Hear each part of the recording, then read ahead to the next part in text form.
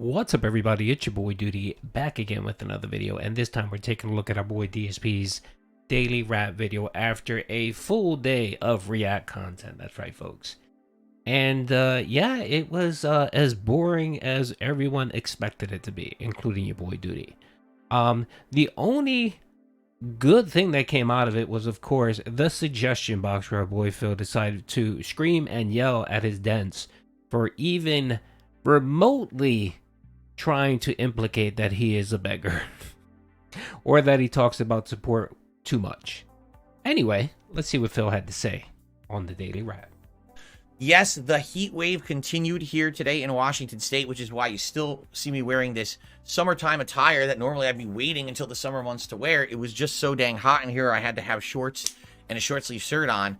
I'm hoping that tomorrow our temperatures start to get back to normal.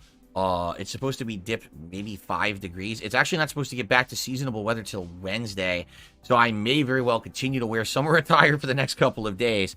So let's talk. Today was React Day. Every Sunday. All right. Well, first of all, I do have to say something about the weather, folks, and it's global warming.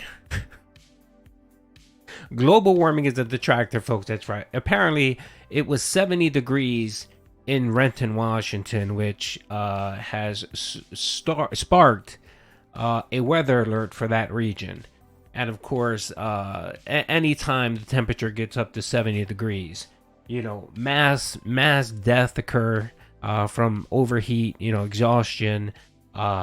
It's just too terrible, and they demand and require everyone stay indoors under AC and not to step outside. It doesn't matter if they're bleeding. It doesn't matter if they haven't eaten for a week. It doesn't matter. You need to stay inside because the heat was just too much. This fucking idiot in the weather. There are a couple things with Phil that he obsesses over, and it's to the point where it's a mental disorder. Schedules and the temperature. 70 degrees is not fucking hot. It doesn't matter where you are in the country. 70 degrees isn't hot. Unless you're living in Antarctica, or if you're living maybe in, say, the Arctic Circle or the northern part of Alaska.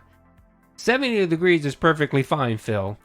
And I know you like to talk about how your house was built a certain way where it keeps the heat in and doesn't let the heat out. No, it doesn't do that, you idiot. You're upstairs in your home, and you have a small room, and the sun just faces that direction when you're streaming. On top of all the old dirty equipment that you have in that room, the temperature is going to be warmer than normal. But again, 70 degrees and then maybe an added 10 degrees more because of your equipment doesn't make it unbearable. You would hear this guy and you would think the devil had a blowtorch up his ass. I mean, that's how serious the weather is about, you know, in Renton, Washington. Fucking ridiculous, dude. You know, I do a full day of reacting here on YouTube, and I do it across 3 different channels. So let's talk a little bit about that. The first stream was a combination. First, it was my podcast, the Level 1 podcast here on DSP Gaming, and it went really well. We actually did a little bit more discussion about my updated status in RPGs. We're talking a little bit more about what game I should play this Friday, either Dragon's Dogma 2 or Rise of the Ronin, and also a suggestion box segment. Some suggestions actually quite useful and interesting. Other suggestions, definitely not so much, because I hate to say it, a lot of people who are suggesting things aren't viewers of my content. What I mean by that is they're literally coming and saying things like, I wish you wouldn't do 30-minute segments about income and money, asking us for stuff. I have literally never done a 30-minute straight segment asking for anything. I never, if I'm in the middle of a game, would put down my controller and be like, oh, I refuse to play unless I get contributions. Like, this hasn't happened. The problem is people are watching detractor content who literally do things out of context, who say things happened that didn't, who lie. And they always do this to get clickbait views, to make me look bad so they can benefit from it. But too many people are believing their lies instead of actually checking out my content. And that's disturbing. That there's people out there with misconceptions to the point where they would go to my suggestions thread and post up something that literally has never happened, saying don't do it again. So it's frustrating. But anyway, It was a pretty good podcast. Okay, I want to stop you there, Phil. You're the one that picked that suggestion. Why did you pick that suggestion of the massive amount of comments that you probably have on that suggestion box? Why did you pick that one in particular? That tells me that your whole box is filled with the same suggestion and the same comments about you begging, about the podcast being too long. The same thing that people have been posting for fucking months and for years, saying the same exact thing. And you didn't have anything else to select. So you had to select those specific suggestions. Now, the person that you're referencing, I highly doubt they're a fucking detractor. Everyone that makes a suggestion about you begging and talking about support isn't a fucking detractor. These are people that watch your content and find it extremely fucking annoying. Those are one of the problems I have with you. Didn't I spend my Sunday, didn't I waste last Sunday, not this Sunday, the Sunday before, didn't I waste my day counting how many times you actually fucking begged in one day? And for the record, it was 15 times. You say you only talk about support and beg a couple times a day. I counted 15 times, Phil, that you fucking stopped your stream to talk about support. 15, not 2, not 3, 15, Phil. So that's what this person is referencing. Now, I love when you like to fucking take certain aspects of a comment. Like there's 30 minutes of begging. That's not what the person was saying. The person was saying that you fucking spend 10 to 30 minutes at a given time talking about support. Every time you fucking cut your part, the unrecorded segment bits, sometimes they last more than 10 minutes of you talking about support, about it being fucking slow, reminding people how they can fucking support you. That's what that person was referencing. And the beautiful fucking thing about the most ironic part of that fucking segment was that you spent 20 minutes talking about why you begging and asking for support is necessary. 20 fucking minutes. That's exactly what this person was talking about. You take 10 to 30 minutes of segments to talk about money, to talk about support, whether it's you sitting there and just begging and saying, well, I'm not going to move until I get a contribution, versus you just talking about support and the business. It's all the same fucking thing. You're talking about money, and people in your fucking streams find it annoying. On top of people that aren't your followers, that are detractors, they find that annoying. One of my biggest gripes with you is that you put your financial burdens on your fucking viewers. You do.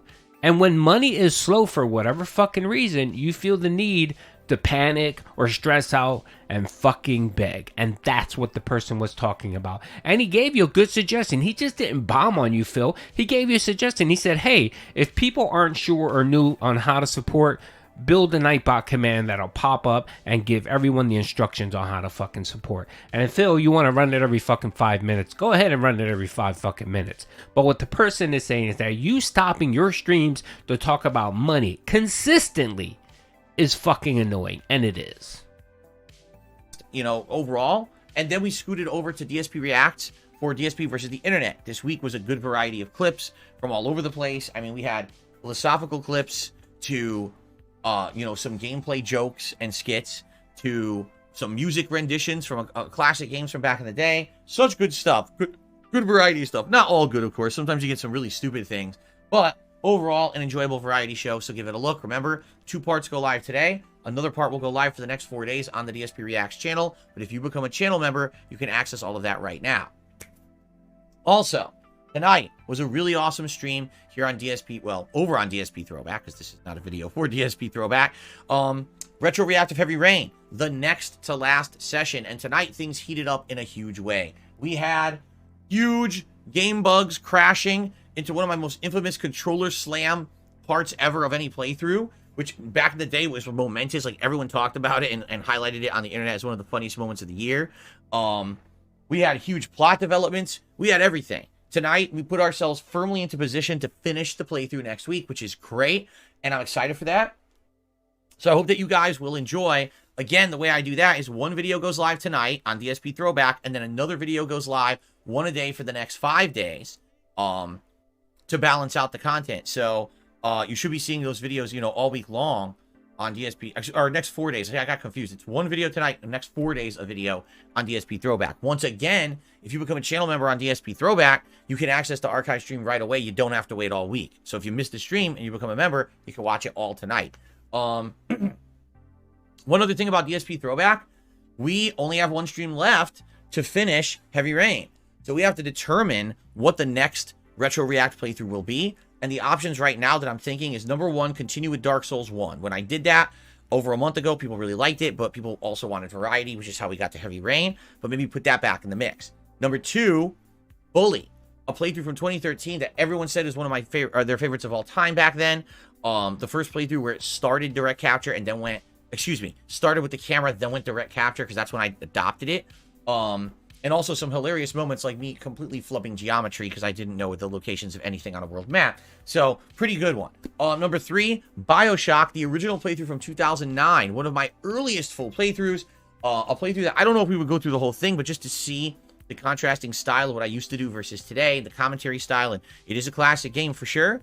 And then basically we're trying to figure out what the fourth option should be. Right now, I'm not sold on what it should be. I know I don't want to do more Heavy Rain because, you know, there is the alternate choices playthrough I did, and there's also the Taxidermist DLC. But, I mean, we just went through the whole playthrough of Heavy Rain. I don't want to go right into more Heavy Rain. That's too samey. We could easily do those later on. So, we got some thinking to do over the next week, brainstorming, and what we'll do is try to come up with the fourth option. And next week, when I finish Heavy Rain, Retro React on Sunday night, we will then put up the poll that people can start voting on the next Retro React this very next week. Okay? So, overall, today... Alrighty, so yeah, React was just fucking super fucking boring, man. I tried to check some of it out. I think I clipped one segment of him spazzing out over video by Sajam, where he talked about how netcode is goated, and Phil of course wouldn't play it, but of course he talked shit about it and tried to trash the guy for his intelligent opinion. But of course, Phil just decided to rant and rave and talk about how the Cannon brother, whatever, Tony Cannon, actually DM'd him and told him and only him the truth about rollback netcode. It was a fucking disaster. Support was fucking abysmal. What he got, $30 on the React content stream. Oh, and by the way, the Argentinian Detractors are actually back. Somebody dropped a 50 member bomb on his throwback React content yesterday. I think it was DSP. It was Derek IP's mom who dropped that 50 member bomb. And by the way, just as a quick heads up, I did get a little note from a few people from Argentina, and they're ramping the membership bombs all up again. They're getting ready to bombard Phil again because he's getting a little cocky about how the Argentinian Detractors were defeated. So they're looking to come back and hit Phil in the pocket yet again and hurt his business for another 2 to 3 months. So look out for that. And then, of course, last night's throwback was fucking dead. This was the fourth one, I think. And he barely cracked $80. And the only reason why I cracked $80 is because, of course, Lisa Lou, a.k.a. OIC, came and dropped a $50 tip before that. But other than that, that would have been a dead supporter stream. Again, it's like with everything this fucker does. Everything he does. He initially gets some support on this, and then it dries up. It's completely dried the fuck up. It doesn't matter what game he plays, whether he plays Bully or whether he pays whatever. Dead Space 2, whichever one out there he decides to fucking bring out. Yeah, throwback is dead. Throwback is fucking dead. And of course he can't dip in the memberships because the Argentinian Detractors are bombing his channel with those fake memberships. So I'm not sure what you're gonna do, Phil. But of course your boy Duty will sit back and just laugh. React Day went well. I had a great time, good variety of stuff on all my channels. Tomorrow, we get back to gameplay, but tomorrow is the last day this month where I can do a half day of streaming. And what I mean by that is I can't do a late stream tomorrow night. I have private Patreon videos to film and upload, and I have to do some private behind-the-scenes work in regards to my business. But it's the last night of the month I have to do that. After that, I should be doing double streams every night moving forward, so it won't hinder the schedule anymore. So tomorrow, it is the Level 1 podcast in the morning here on DSP Gaming, followed by Baldur's Gate 3. We are going to probably try to finish the entire Cazador Mansion mission. This is the companion quest for Asterion. I'm hoping that we can get it done and then move on to further endgame content, because man, I want to make progress in this game and it's really dragging its feet. So hopefully we get that done. No live stream tomorrow, but then both Tuesday, Wednesday will be Baldur's Gate 3 and Like a Dragon Infinite Wealth. So full days of RPGs and progress in those games. And the only last thing we got to figure out right now is what game I'm playing on Friday. I'm sure we'll be talking about that more on the podcast and the streams for the rest of the week. So, all right, guys, thank you so very much. Today was a great day of React content. I had a great time. I hope that you enjoyed it. Hope you all have a good night, and I'll see you all in the morning for some fun. Yeah, whatever. Fun, boring content. Jesus fucking Christ, this guy. Anyway, that's it, folks. That's a video. Hope you guys enjoyed it. I'm out. Yeah. So, if you guys get a chance, by the way, take a look at my content from earlier today. Apparently, our boy DSP was pulling the Mahogans and spent nearly $1,400 on WWE champions. That's right. 10 days of his tips that he received, he busted that shit to try to get a Steve Austin. That's right. And I am getting some DMs about the whole Jay Hooft and DSP interview. Yes, I am aware. I have had some conversations, and that's all I'm going to say about it. So, peace out.